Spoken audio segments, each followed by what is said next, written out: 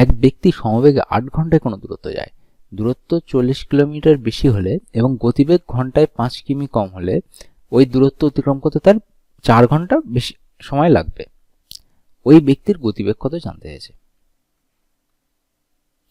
তাহলে আমরা ধরে নিচ্ছি ওই ব্যক্তিটি, যেহেতু কোনো কিছু উল্লেখ করা নেই, তাই ওই ব্যক্তিটি হচ্ছে ওই 8 ঘন্টায় x কিলোমিটার দূরত্ব যায়। তাহলে ধরি ব্যক্তিটি 8 ঘন্টায়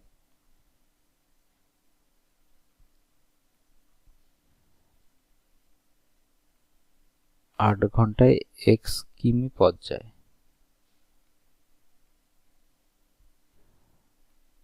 সুতরাং ব্যক্তিটির গতিবেগ কত হবে?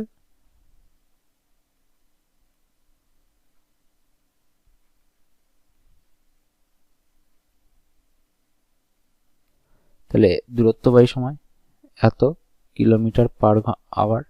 এবার বলেছে দূরত্ব যদি 40 কিলোমিটার বেশি হতো এবং গতিবেগ ঘন্টায় 5 কিলোমিটার কম হতো, তাহলে দূরত্ব 40 কিলোমিটার বেশি মানে দূরত্ব এখন x ছিল, তাহলে তখন কত হবে? x + 40 হবে।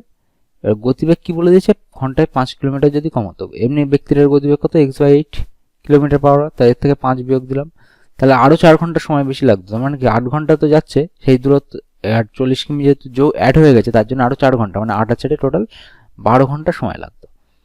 তাহলে আমরা এখানে লসাগু করে দেবো, করলে আমরা এখানে অ্যান্সার পেয়ে যাবো। ক্যালকুলেশন করলে x + 40 তাহলে x - 40, এখানে লসাগু করে এটা পেলাম। ঠিক আছে, যদি কেউ বুঝতে না পারো সেটা বলবে। এখানে আচ্ছা এখানে দেখিয়ে দিই। আচ্ছা x/8 - 5 এটাকে করলে হচ্ছে আমরা পাবো হচ্ছে 8 হচ্ছে এদের লসাগু, তাহলে হচ্ছে x মাইনাস এটা গুণ করলে হচ্ছে 40, আর এই 8টা হচ্ছে উপরে উঠে যাচ্ছে তাই জন্য এখানে গুণ করে দিচ্ছি এই নিচের 8টা, হরের 8টা। তাহলে 12, এখানে কাটাকুটি করছি 2 3 4 দিয়ে কেটেছি, বা ক্রস মাল্টিপ্লিকেশন করছি। ক্রস মাল্টিপ্লিকেশন করলে আমরা পেয়ে যাব 3x - 120 = 2x + 80, বা x = 200। তাহলে আমরা ব্যক্তিরা কতটা পথ যেতে চেয়েছিল সেই পথের দূরত্বটা আমরা বের করে ফেলেছি, 200 কিলোমিটার প্রথমে গিয়েছিল।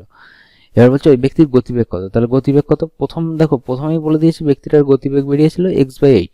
তাহলে x এর ভ্যালু যদি আমার 200 হয়, তাহলে সময় তো 8 ঘন্টা ছিল প্রথমেই, তাহলে সেক্ষেত্রে কাটাকুটি করলে 25, তাহলে 25 কিলোমিটার পার আওয়ার। তাহলে অ্যান্সার হবে ডি।